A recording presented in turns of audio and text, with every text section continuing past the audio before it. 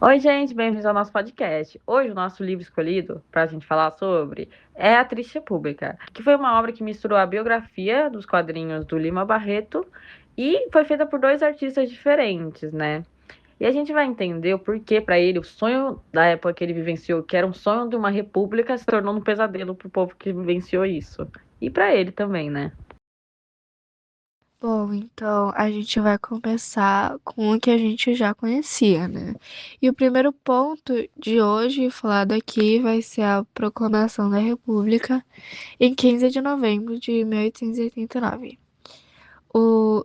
Então, Lima Barreto era bem jovem, tinha por volta de seus 8 anos, e a HQ mostra pra gente que o povo não comemorou nada, assim, né? E não foi uma revolução popular. Foi um golpe de Estado articulado pela elite cafeeira paulista e pelo exército, que era liderado pelo Marechal Deodoro da Fonseca. As pessoas na rua olhavam para aquilo, tipo, totalmente confusas. E, assim, o nosso regime atual é diferente do que muitas pessoas pensam. Não nasceu da vontade popular, nasceu de um arranjo de cúpula para proteger os interesses dos mais ricos.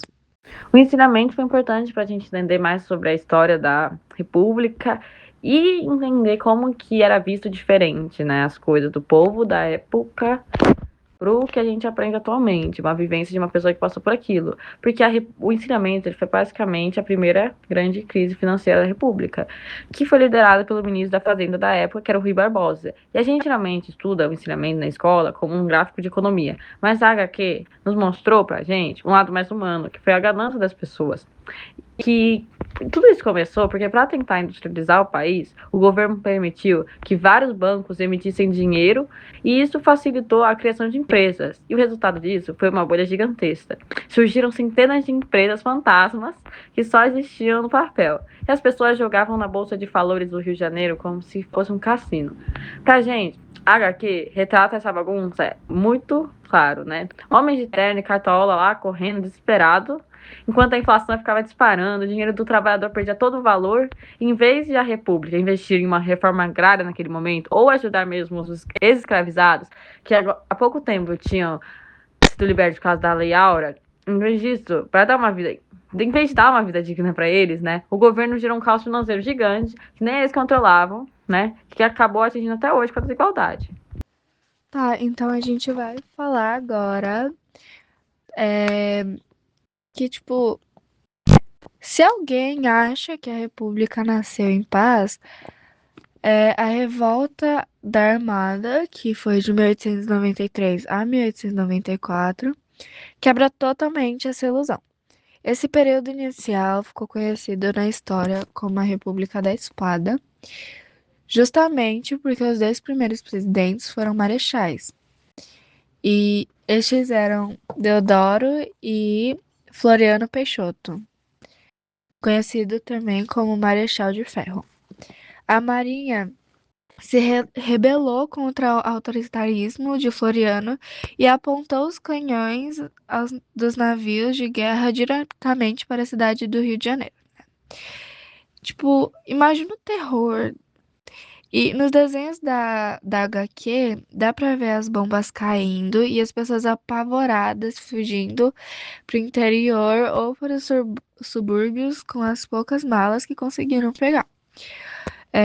Lima Barreto mostra que o cidadão comum virou refém e carne de canhão nessa briga pelo poder.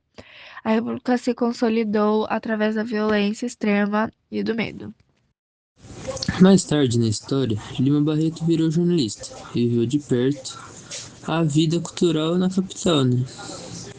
Ele via o quanto a população do Rio de Janeiro era vaidosa e, tipo, eles queriam ser europeus, né? Eles achavam que eles eram europeus. Principalmente com as mudanças do presidente Rodrigues Alves e também do prefeito Pereira Passos, né? O livro também fala o quão ruim foi essa reforma do bota abaixo, né? Tipo, disseminou muitas favelas, cortiços, hotéis baratos, né? E também Zungas, que era um lugar onde famílias viviam meio apertadas e juntas, né? Então, foi muito ruim isso. Muitas pessoas ficaram desabrigadas, né? Demoliu muitas casas e tudo isso para deixar o Rio de Janeiro civilizado, né? Entre aspas. E para finalizar nosso podcast, a gente teria uma pergunta que a gente queria responder aqui, né? Que é: por que que o livro chama Triste República? Para o Lima Barreto, por ele ser um homem negro, neto de escravizados, sofrer preconceito, ele achou que o fim da monarquia traria uma igualdade social, né? E talvez o fim do elitismo, do racismo, da desigualdade, né? Mas o que ele viu foi apenas uma república, né? Controlada pelos mesmos ricos de sempre. E nosso grupo concorda totalmente com ele. Quando a gente olha para o Brasil atualmente, a gente percebe que as mesmas coisas que o Lima reclamava há vários anos atrás continuam acontecendo. Racismo, elitismo, desigualdade, entre outros vários problemas de estruturação aqui no Brasil, né? O livro não mostra apenas sobre o passado, mostra alternativas de como a gente pode melhorar o nosso país hoje.